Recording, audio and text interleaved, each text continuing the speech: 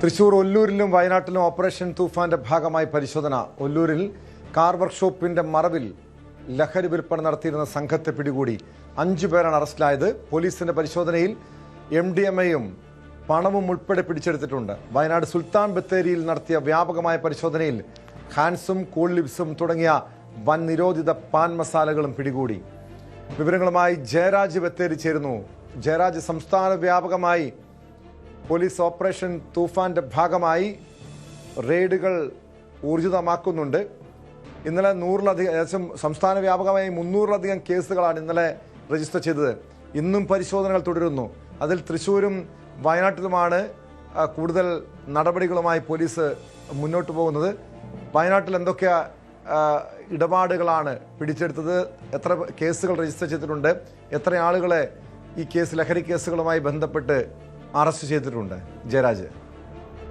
Tom, operation തൂഫാന്റെ ഭാഗമായി സംസ്ഥാനത്തൊട്ടാകെ അല്ലെങ്കിൽ ലഹരി നിർമ്മാർജ്ജനം ചെയ്യുക എന്നുള്ള ലക്ഷ്യത്തോടെ തന്നെ പോലീസിന്റെ ഭാഗത്തുനിന്ന് വലിയ രീതിയിലുള്ള തിരച്ചിലുകളാണ് പലയിടങ്ങളിലും നടക്കുന്നത്. നമുക്കറിയാം, തൃശ്ശൂർ നടന്ന ഒരു സംഭവം തന്നെ. കാരണം വർക്ക്ഷോപ്പിന്റെ മറവിലാണ് അവിടെ ഒരു ലഹരി മാഫിയ ഉണ്ടായിരുന്നത്. അത് തന്നെ MDMA അടക്കമുള്ള നിരവധി ഇത്തരത്തിലുള്ള ലഹരി പദാർത്ഥങ്ങൾ അവിടെ പിടിച്ചെടുത്തു. അതുപോലെ തന്നെ വയനാട്ടിലും വിവിധ സ്ഥലങ്ങളിലായി നിരവധി ആളുകൾ, അല്ലെങ്കിൽ ഈ പോലീസ് ഈ ഒരു 3-4 ദിവസങ്ങളായി തന്നെ ഓരോ സ്റ്റേഷനിലും 2-3 സ്ക്വാഡായി തിരഞ്ഞുകൊണ്ടിരിക്കുന്ന ഒരു കാഴ്ചയാണ് ഇപ്പൊ നമ്മൾ കാണുന്നത്.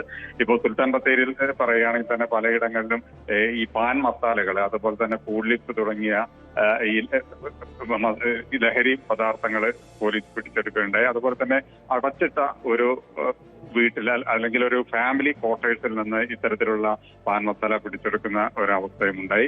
അതുപോലെ തന്നെ ഒരു ലേഡിയുടെ പേരിലുള്ള ഒരു സ്കൂട്ടറിൽ നിന്നും കഴിഞ്ഞ ദിവസം പാൻ മസാല സുൽത്താൻ ബത്തേരി പോലീസ് പിടിച്ചെടുത്തു. എന്തായാലും വിവിധ സ്ഥലങ്ങളിൽ ഇത്തരത്തിലുള്ള ആളുകളെ തിരഞ്ഞുള്ള ഒരു പോക്ക് തന്നെയാണ് പോലീസിന്റെ ഭാഗത്തുനിന്ന് ഇപ്പോൾ നമുക്ക് കാണുന്നത്. കേട്ടോ, കച്ചവടങ്ങളുടെ മറവിലൊക്കെ ലഹരി ഇടപാടുകൾ നടക്കുന്നുണ്ട്. അതോടൊപ്പം ഈ വയനാട്ടിൽ ഏറ്റവും ഗൗരവത്തോടെ കാണേണ്ടത് ഈ ഹോം സ്റ്റേകളുടെയും അതോടൊപ്പം റിസോർട്ടുകളുടെയൊക്കെ മറവിലുള്ള ലഹരി ഇടപാടുകളാണ്.